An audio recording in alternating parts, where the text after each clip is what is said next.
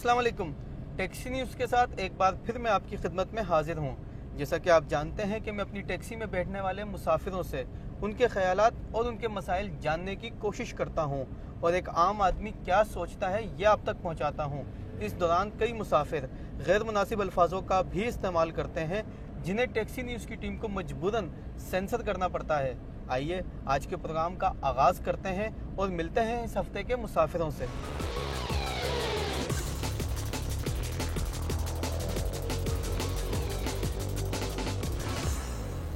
KSC की इंतज़ामिया और मुलाजमीन के दरमियान तनाज़े की वजह से शहर कायद की आवाम बदतरीन लोड शेडिंग के अजाब से दोचार है। मेरी टैक्सी में बैठने वाले KSC के मुलाजिम क्या कहते हैं, आइए देखते हैं। प्रोटेस्ट है किस बात का? 4000 लोगों को निकाल दिया था परमानेंट। निकाल नहीं दिया था पिछले दिनों में। तो निकाला था, फिर मुआहदा हो गया था। मुआहदा था, तो अब वो कह रहे हैं कि जी जिनको निकाला उन्हें अभी तक काम नहीं दिया है, सरप्लस पोल में ही रखा हुआ है। तो ये ज़रा बुरी बात है ये ना, ये मतलब निकाला असल में प्रैक्टिकली निकाला भाई है, वो ये कह रहे हैं। सैलरी तो मिल रही है ना? बस सैलरी मिल रही है बस, बाकी उनका काम के लिए भी दूसरे लोग रख लिए हैं। जब निकाल दिया तो फिर रख क्यों लिए दूसरे को? मतलब वो उन्हें इस तरह से समझ लो कि टॉर्चर कर रहे हैं, ज़हनी के खुद ही छोड़ दें। समझ रहे ना, आदमी को काम वाम नहीं देंगे, इज़्ज़त नफ्स मजरू होगी तो क्या करेगा वो। पर वो भी ऐसे नहीं छोड़ेंगे, वो 20-20 साल से नौकरियां कर रहे हैं। नहीं, जब KSC पे लोड है इजाफी मुलाजमीन का तो फिर नए बंदे क्यों रख रही है? नहीं, उसका मसला ये कि अब एक आदमी 20 साल से नौकरी कर रहा है ना, तो उसकी लामाला 5000 तनख्वाह थी तो आज 15000 होगी। ठीक है, अब आजकल का ज़माना ऐसा है कि वो कॉन्ट्रैक्टर से बात करते हैं, प्राइवेट कॉन्ट्रैक्टर उन्हें 5000 में एक एम्प्लॉय ला के दे रहा है, तो कह रहे हैं मैं इसको 15000 क्यों दूँ। आप समझ रहे हैं, ये सोच है। जो 15,000 का 15, 18, 20,000 वाले इनको निकालो गोल्डन हैंडशेक दे के, और कॉन्ट्रैक्टर को कह दो कि हमें दे दे, तो कॉन्ट्रैक्टर फ़ौरन ही 5-6 हज़ार उसने सप्लाई कर दिए एम्प्लॉयज़ 5-5 हज़ार रुपये। इधर नौकरियों की बड़ी कमी है ना, और 12-12 घंटे लोग काम कर रहे हैं 5-5 हज़ार रुपये, सोचो।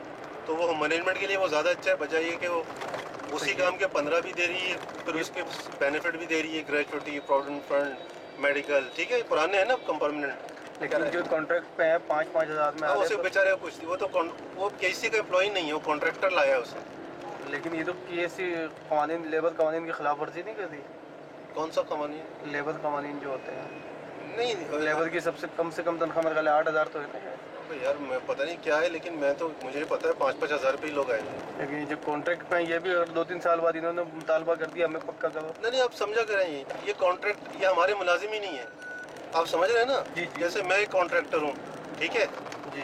KSC ने मुझे कहा मैं आपको 5 लाख दे रहा हूँ, 10 लाख जो भी तय हो गया, मुझे 1000 एम्प्लॉय देना इस पे, बस। अब ये मेरे एम्प्लॉय हैं मेरी कंपनी के, आप समझ रहे हैं ना, KSC का नहीं है ये कोई।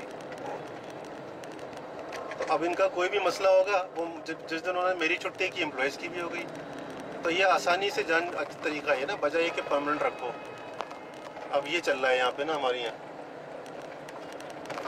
लेकिन जो कॉन्ट्रैक्ट पे है उनके बेचारों का काम वाम आता है क्या?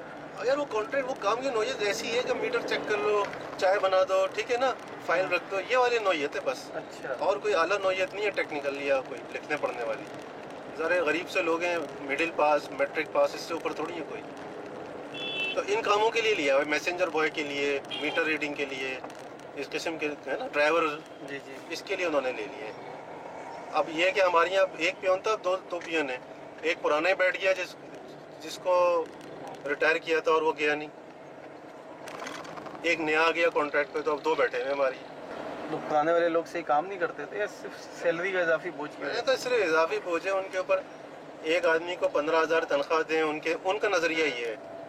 काम वो भी मैसेंजर बॉय है, लेकिन वो 20 साल से है ना, तनख्वाह उसकी 15,000 है, उसको रिटायरमेंट बेनिफिट्स भी देना पड़ रहे हैं, उसको मेडिकल भी देना पड़ रहा है। तो मैनेजमेंट सोच रही है कि ये काम तो 5000 में एक आदमी करेगा और ये बेनिफिट भी नहीं मांगेगा, और हम जब चाहेंगे उसे अलग कर देंगे, वो हमारे लिए ज़्यादा फ़ायदेमंद। तो इनको गोल्डन हैंडशेक दो और जॉब।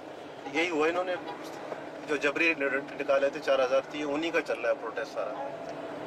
तो लोड शेडिंग कब तक ख़त्म कर देगी KSC? मैं यार, इस मुल्क में कभी कुछ ख़त्म हुआ है कोई बुरी चीज़, कोई मसला खुद सोचो, कोई आज तक कोई चीज़ है जो हल होती ही नज़र आई? यार पावर अभी भी KSC के पास बहुत है, पता है, ये चलाते ही नहीं।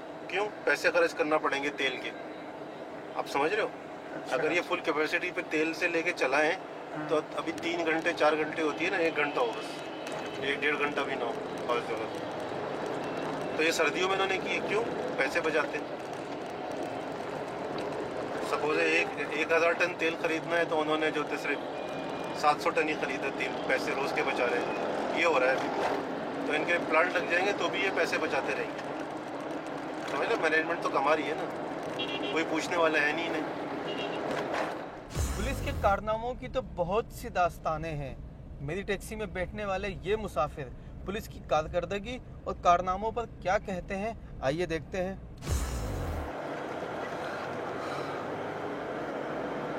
वहाँ के हालत तो सही होते हैं ना?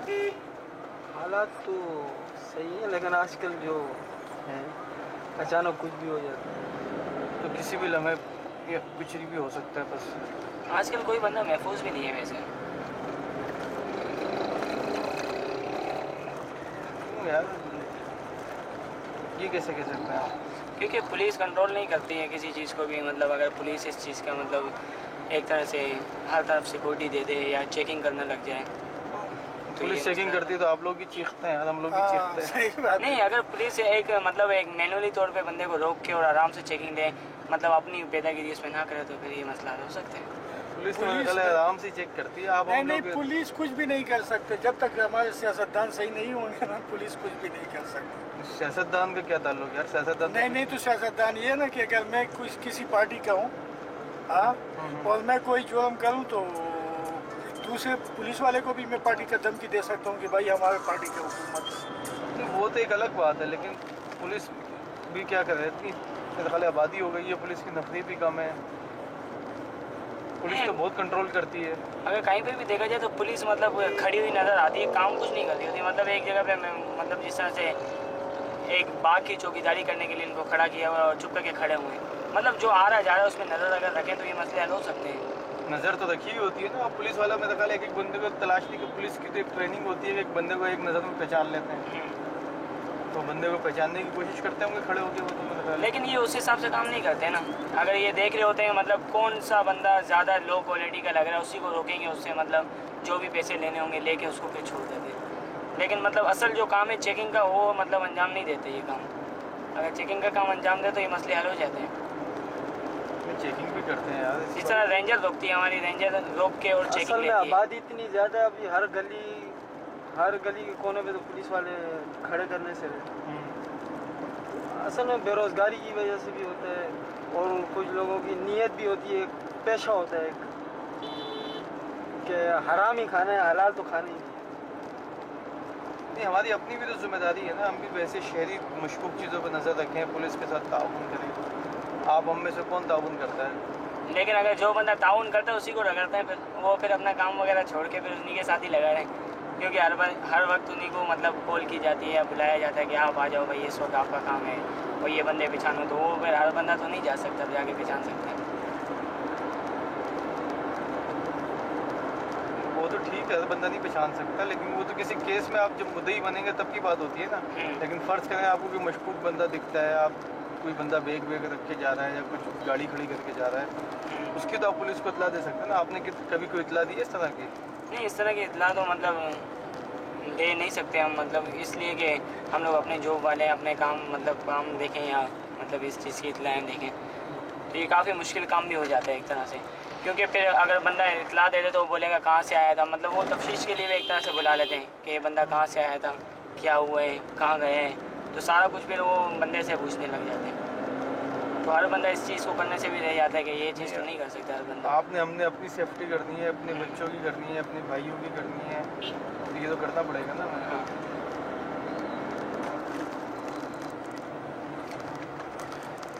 लेकिन ना पुलिस ने इतने सारे मेरे ख्याल डाकू डकैत पकड़े, पुलिस काम करती है तो पकड़े जाते हैं ना।